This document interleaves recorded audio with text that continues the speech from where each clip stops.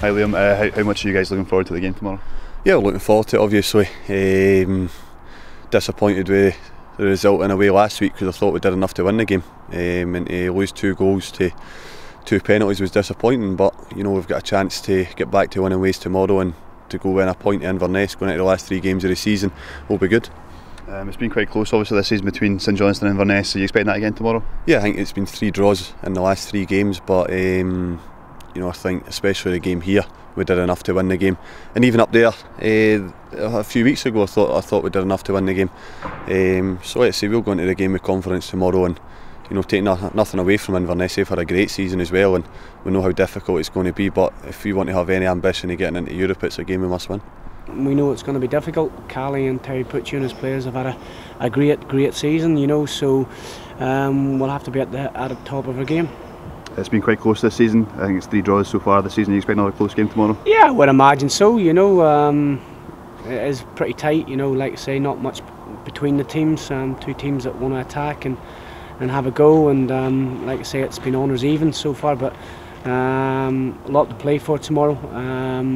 You know, obviously if we could get the win, to get within 1 point of them and put a bit of pressure on. Obviously if they get the win, they'll think that 3rd place is almost secure, so a lot riding on tomorrow. Would you say it's a must-win game tomorrow? I don't think it's a must-win, but it's certainly, you know what I mean, it certainly would put a bit of pressure on them. You know, obviously if we can get within 1 point with 3 games to go, obviously if they get the win, I think the 3rd place will be theirs. So a draw still keeps it, but obviously heavily favoured for them. I think you look all over, they're well organised. You know, you look at it and they've got match winners in their team as well. They've got a decent, you know, base with Tudor, Jones and Foran sitting in the middle of the park, and then you've got boys like Shinnie and Doran, Billy Mackay that can all score goals and hurt you. So you know, they do carry a threat, but you know, when I look at our squad as well, you know, we get goals from all over, and you know, if we can chip in tomorrow from midfield and you know, be a threat at set plays like we were last week, then I think we can win the game. Andrew Shinnie being nominated for Player of the Year by the players. Who would you be your bet for Player of the Year for the SPL? Yeah, I think, you know, the 4 boys that have been nominated are there on merit. All 4 of them have scored a lot of goals this year. Personally, I went for Michael Higdon. Obviously he scored a hat-trick against us earlier in the season as well, but you know, I think he's a player that probably doesn't get the credit he deserves for what he brings to Motherwell, and you know, I think he's had a great season along with the other 3. You know, but like I say, we're just focused on ourselves now, and we want to finish the season on a high.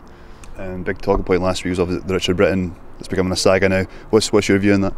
No, I've just sort of, like the rest of our players, sort of kept away from it. We've got a job to do to the end of the season, and you know, it's between Richie and the club if there's anything in it. I mean, if he's signed a contract, he's signed a contract, but you know, that's not for us players to get involved in. We just want to do a job on the park and hopefully get back to winning ways tomorrow. But there has been some standout guys, you know. You look at the boys that are in there, and you probably couldn't argue against any of them not being there. You know, Michael Higdon, you know, Griffiths, you know, Shinnie, you know. So a lot of good players. For me, I think Billy Mackay's had an excellent season. You know, he's added goals to his work rate this year. I think big Michael Higdon would certainly have to be up there, and then another Irishman I'd have to name as well, Niall McGinn,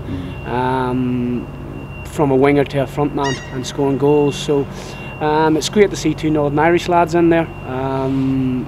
You know, like I said, the 2 of them have sort of been catapulted into the goal scoring position this year. Niall obviously wasn't when he was at Celtic; he was more a wide player, and has added that string to his bow, and Billy has obviously been a front man, but he's had his injuries, and you know, he stayed fit this year, and like I say, he's added goals to his work rate, because that was probably one of the ingredients that was probably just the final thing that he needed to do, and he's done it this year. So it'd be a hard one to choose. You know, you look at Lee Griffiths as well, has had a phenomenal season. You know, where Hibs would be without him. You know,